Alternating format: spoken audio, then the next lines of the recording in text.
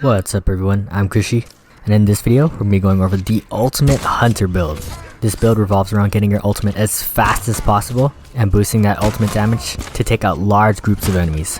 Hunter has slowly become my go-to class, because when I'm playing Hunter I always get the most kills, and I could basically hold a point by myself on Nightmare Survival. So if you don't even play a Hunter, I recommend watching this, because I really think that the Hunter is the best DPS class in the game.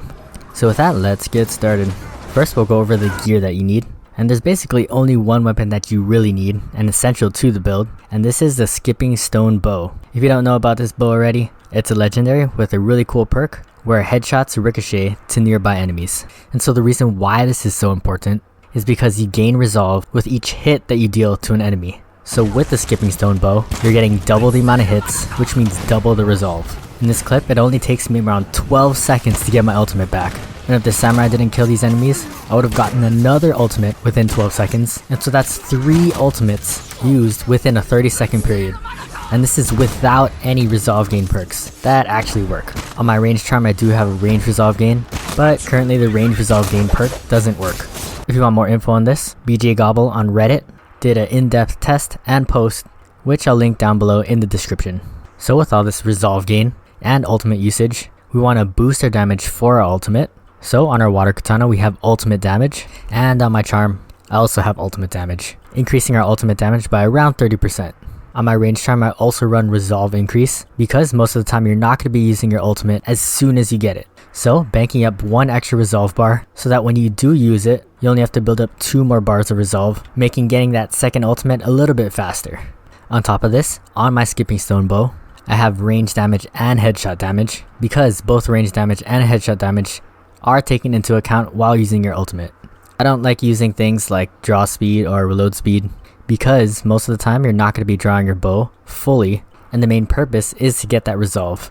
The perk Headshot Refund is also super important so you don't run out of ammo. I also run a healing gourd, mostly because I don't want to be relying on teammates to get health, but if you have a good team with a good Ronin, I'd actually recommend using Smoke Bomb, as it provides a lot more aerial denial and provides utility like buying time to res people and stunning enemies for easy headshots to build up your ultimate.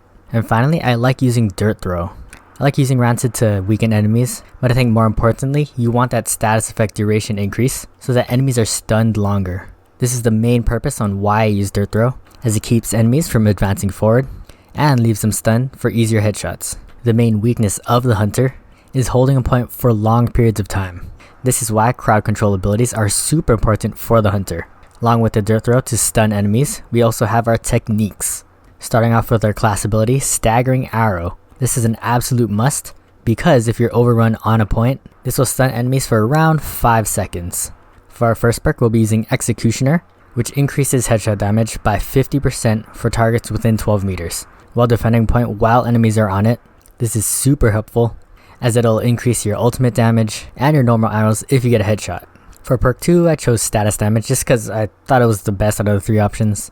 On my katana, I use Way of the Flame, just in case I need to do melee damage and take down an enemy as fast as possible. Piercing arrows are kinda nice, but it kinda sucks that you have to switch ammo types just to use it. Finally, for our third perk, and I think most importantly, is Pinpoint. And this is super important because in combination with the Skipping Stone Bow, you can really worry less about aiming for the head, especially while using your bow in close range. Doing quick shots to the body to have a 50% chance to deal headshot damage is pretty good odds. And again, you're not using the bow for damage, but strictly to proc that double headshot and build resolve to get your ultimate as quick as possible. With all the gear out of the way, next we'll talk about the general playstyle with this build. As a ranged class, you always want to be engaging enemies at their spawn to leave as much time and space as possible to take out enemies before close range combat. As mentioned before, the weakness of the Hunter is prolonged fighting while defending a point. So as enemies spawn, if you do have your ultimate, use it right away, as the more grouped up enemies are, the more arrows are ricocheted, and the more damage you can get in.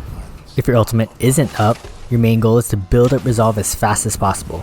I usually like using staggering arrow at the beginning of fights, as it is one of your longer cooldowns, and starting that cooldown earlier will have that ability ready if you have to move on to another point. Because of your third perk, Pinpoint, again, don't worry about getting headshots unless you're absolutely confident, because with that 50% chance for body shots to deal headshot damage, it's better to get more shots in and roll those odds than spending more time aiming your shot at the head with still the potential for you to miss. As enemies get closer, your perk Executioner, which increases headshot damage by 50% for targets within 12 meters, will start to take effect. Again, this stacks with your ultimate damage, so as you build up your ult, if enemies are within 12 meters, having this proc and ricochet to other enemies is ideal to kill enemies faster. Finally, if enemies reach the point, I do like to keep my Dirt Throw available for larger groups of enemies or to weaken Purple Oni, so it's easier to take them down. Finally, I'll pop Wave the Flame to get that big burst damage, which along with Weaken will melt Purple Oni. It's a lot easier when teammates are with you on the point, as they usually use abilities like Smoke Bomb, which is super helpful for you, as when enemies are stunned, that's the only instance where I recommend going for that headshot, as it's a lot easier to land when they're not moving. Onto some tips and tricks that I learned while playing the Hunter. I think one of the major downsides of this build is that after you use your ultimate, you're kind of stuck in that animation for around half a second. This leaves you very vulnerable if you're stuck within that red circle where the fire spirits will shoot you. So if you know you're gonna get hit, I'd recommend waiting in that aiming animation while using your ultimate, because you can't die while using your ultimate. I don't know how many times I've died right after using my ultimate, so if you know you're gonna get hit, just wait a second longer until all those fire arrows land and so you don't die, and then shoot off your ultimate to get that damage in.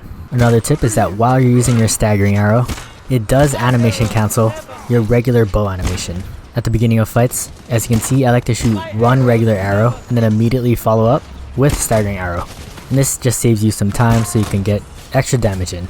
With that, that's basically the whole Hunter build that I have for you guys. Like I said, this is probably one of my favorite classes, and I can easily get the most kills, whether it be survival, nightmare, or story. So I highly recommend checking it out. And as always, thank you guys for watching. Hope to catch you next one, and GG.